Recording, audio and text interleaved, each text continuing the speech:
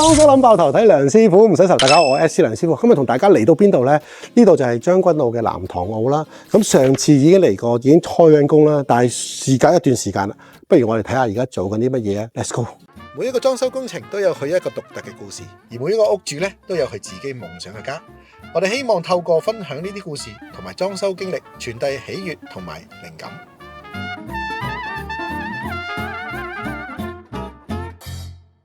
好，咁我哋又而家嚟到單位啦。咁今次咧都係睇翻我哋而家進度啦。首先咧一望望出邊咧，我哋見到出邊嘅地台已經改咗啦。之前係木板嚟嘅，而家做翻鋪翻磚啦。大家會見到咧中間有兩個窿啊，係咩嚟咧？都係啲排水口啊。咁點解唔封咗佢咧？因為咧啲水勁得滯咧，佢淨係單靠呢度咧就係頂唔住嘅。佢好勁，因為大風大雨大家都知啦。咁所以中間呢兩個位咧，佢有得機會落咧，就會落咗去先，咁樣穩陣啲嘅，就唔會收得太勁嘅。咁啊，另外呢度我哋仲整咗啲咩啊？呢邊牆咧本身係有一幅間廊喺度嘅，咁嗰幅間廊咧就拆完之後，地下嗰度咧本身係木地板。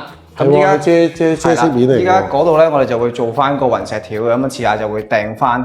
咁因為局部嘅關係，我哋會追翻近似舊有嘅雲石條去鋪翻呢個位置。哦，即係特別係同提醒啲朋友啦，如果嗰間屋有啲色面做咗出嚟啦，咁其實唔單止係埲牆啦，個地下咧會有一啲坑啊，或者唔同嘅磚啊，係可能要取替嘅，大家要留意啦。不如我哋睇下呢個維修門喎，咦咁樣畫晒。啲嘢係咪將會有改動咧？係啊，冇錯。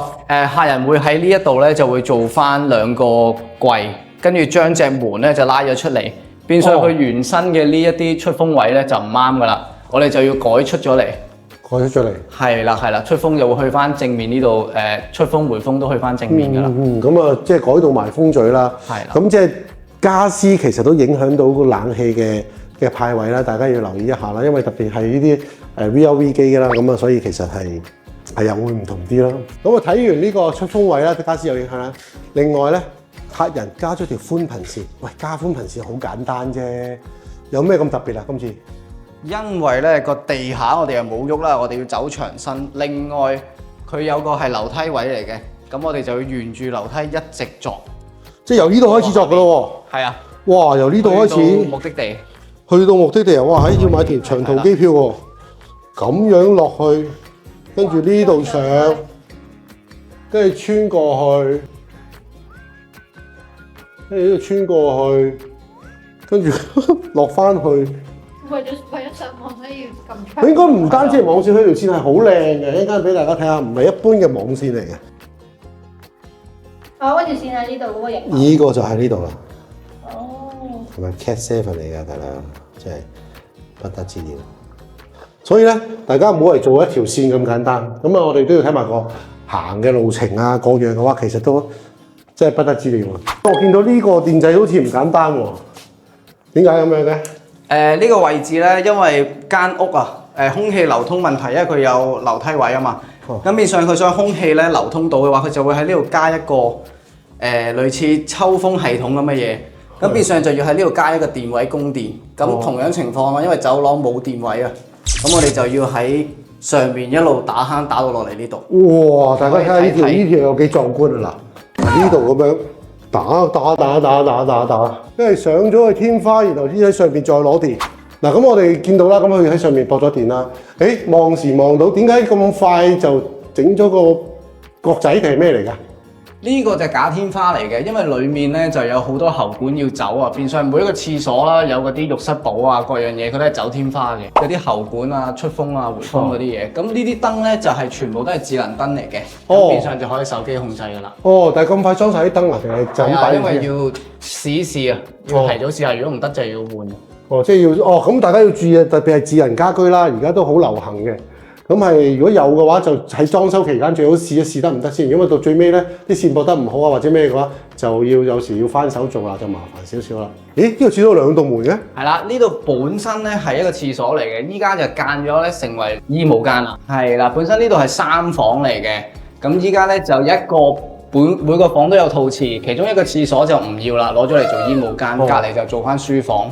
OK，咁我哋見到個形狀都成晒形啦，所以呢度係冇鋪磚嘅，就咁係批灰油漆。係啦，等油漆啊。好啦，咁跟住做咗嗰度之外咧，咁呢度咧廁所鋪磚咯，我睇到，哇！呢啲全部用米2磚同埋6、8磚喎，係嘛？係啊，冇錯，因為地方都比較闊落啦。咁如果用細磚就冇咁即係冇咁好睇，佢哋就會用晒呢隻大磚咯，就氣派啲咯。同埋比較特別少少，可能你之後先影得到，因為佢下邊嗰個企缸位咧，佢係岩板一次過做出嚟嘅。哦，就唔同我哋平時攞磚砌出嚟嗰種。佢岩板整完一整體，我哋就一塊連埋去水位就咁放落去。哦，咁都好期待完成個樣貌啊！咦，但係呢個浴室寶定係咩嚟嘅咧？呢個係浴室寶嚟嘅。哦，咁啲係咪？喂，點解咁快裝浴室寶嘅咧？又？哦，因為我哋呢啲天花咧，我哋跟住就會做噶啦。通常浴室寶同天花都係同一時間去搞埋，因為呢個天花就唔係普通嗰啲鋁質假天花。咁我哋呢個天花會做翻石膏板啦，咁所以呢個時候掛上去，我哋連隨就會封埋個頂噶啦。咁啊，記得我哋都會留翻生口。哦，整翻下，係啦，最緊要留翻個生口啦。點解咧？譬如維修啊各樣嘅話，都係要有生口嘅。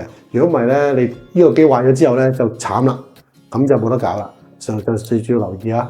咁啊，我哋繼續睇下仲有啲咩整咗啦。呢度中間高低級咧點樣處理咧？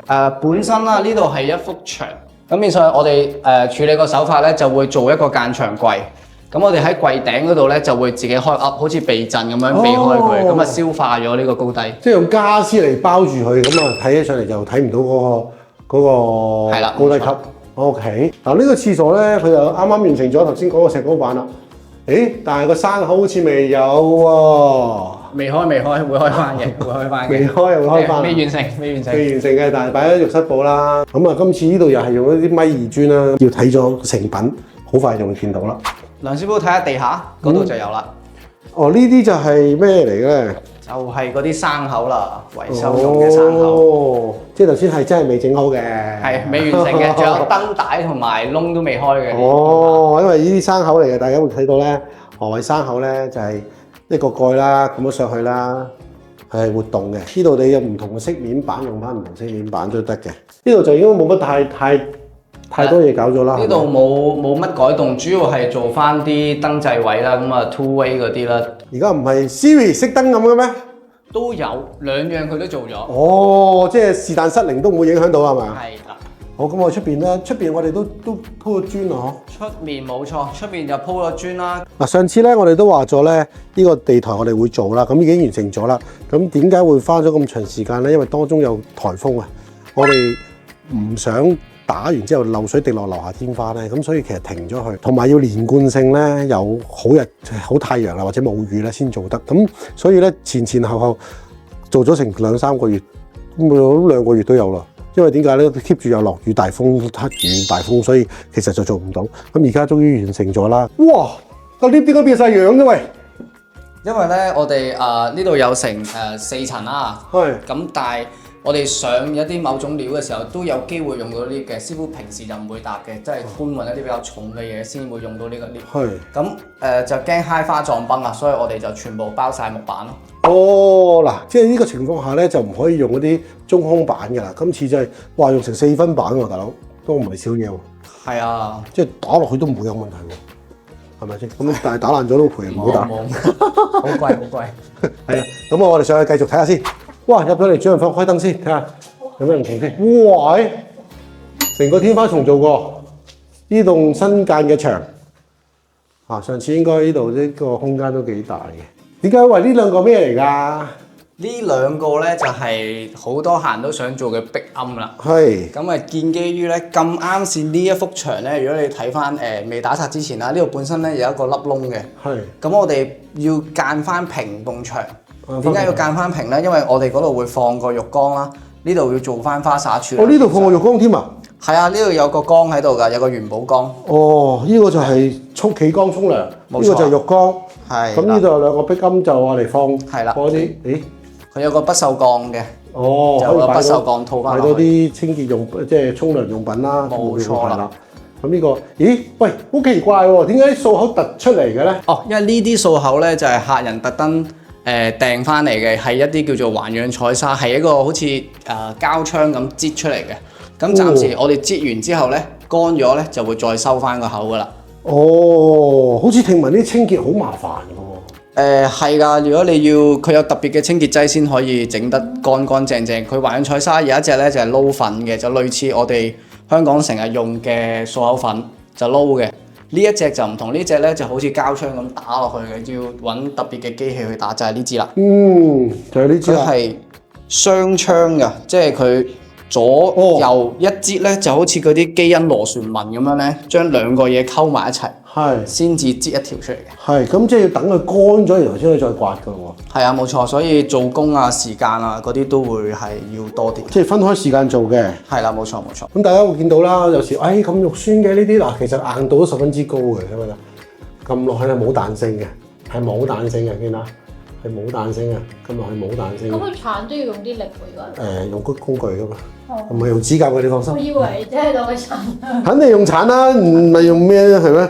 但係就唔使用好大力嘅。係啊，呢啲個好處係咩咧？即係譬如你揀咗個磚，咁你揀完個磚之後，佢未必市面上有咁啱色嘅漱口粉噶嘛。但係呢一種咧，佢就係特別調過啲色嚟嘅。咁理論上咧，同你個磚咧係好接近個色。咁喂，如果係咁，我買咗翻嚟又冇人做，咁都幾大鑊㗎喎。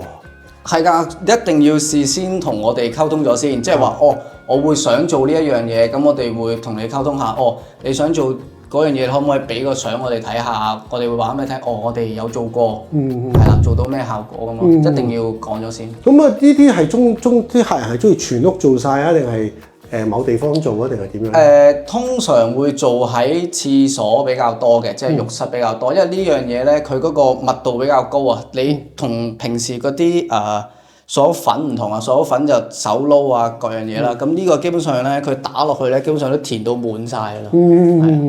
咁所以其實就蝦人做就係時間啦，同埋都係時間啦，同埋心機啦，係啦。哇！呢個就係嗰個缸啊？呢個叫咩話？呢個元寶缸，元寶缸係喎，好似元寶咁樣嗬。係啊，平時嗰啲浴缸就唔同嘅，平時浴缸咧就會砌個裙邊，即係呢度係會遮住佢咁樣。即係遮晒側邊噶嘛，呢個就冇咯，係啊。呢個完全外露出嚟嘅。好似酒店咁喎。係啊，講得啱啦，所以佢裡面咧嗰支花灑柱咧喺地下上水嘅。哇！等我睇下先，頭先冇留意到點樣啊？做呢個咧要有個準備功夫咧，就係客人要先買咗嗰支柱，要俾咗個底座我哋。即係呢個底座。係啦，呢個底座，我哋要埋咗入去入邊先嘅。啲花灑柱已經包開入邊啦。直接漏水走。唔係，佢係上水嘅，佢係駁一支企柱花灑，好似個彎頭 F 咁樣兜翻落去射落個缸。即係嗰支花灑嘅配件就喺度嘅。入水跟住就射落個圓。係啦，冇錯啦。咁但係去水咧？你隔離咧就係去水嗰個。去水咧，因為佢元寶缸咧都要有一個去水嘅喉管啊裝置啊，我哋都要事先埋咗落去呢一度先嘅。呢個就係去水窿啦，咁我哋通常冇必咗去啦，因為咩？咁嗰另外嗰邊咧就係上個花灑柱就喺度。係啦，冇錯啦。咁呢度就去水。咁會唔會有中間有塊玻璃啊間住兩邊咧？定係兩邊就唔間嘅，中間呢度打橫就會間咗一個超大嘅玉屏玻璃喺呢度。OK。呢個係咪一體化一嚿？冇錯啦。一體化嘅意思係一體化咧，佢嚟嘅時候就咁樣噶啦。係啦，佢喺廠嘅時候已經黐好晒咧，咁就完全基本上係100% 防水啦，同埋科水各樣嘢咧，我哋都唔需要喺現場再揼噶啦。咁明白啦，呢隻就係一體化嘅岩板啦。咁啊。亦都，但係個色咧就可能有限度去揀啦，因為譬如可能話我牆身磚同埋地下磚，我想一致啊或者咩嘅話，咁就難配少少，因為始終預製件落嚟嘅時候個選擇性冇咁大咯。如果現場砌嘅就會選擇性多啲㗎啦，咁大家要留意一下。我見到間屋咧有啲咁多窿窿咧，係咩嚟嘅咧？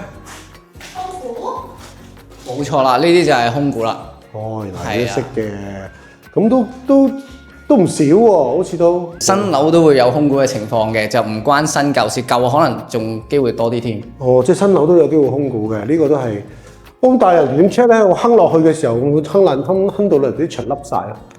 都唔會嘅，我哋嗰個，因為佢本身佢都會做油漆嘅，我哋嗰支棍敲落去都唔會話敲到佢凹咗嘅。但係都會有孔啊嘛，但係所以唔做油漆入去就要留意。你講成個天花做好啦，我突然間留意到咧，呢個上面呢個係咩嚟嘅咧？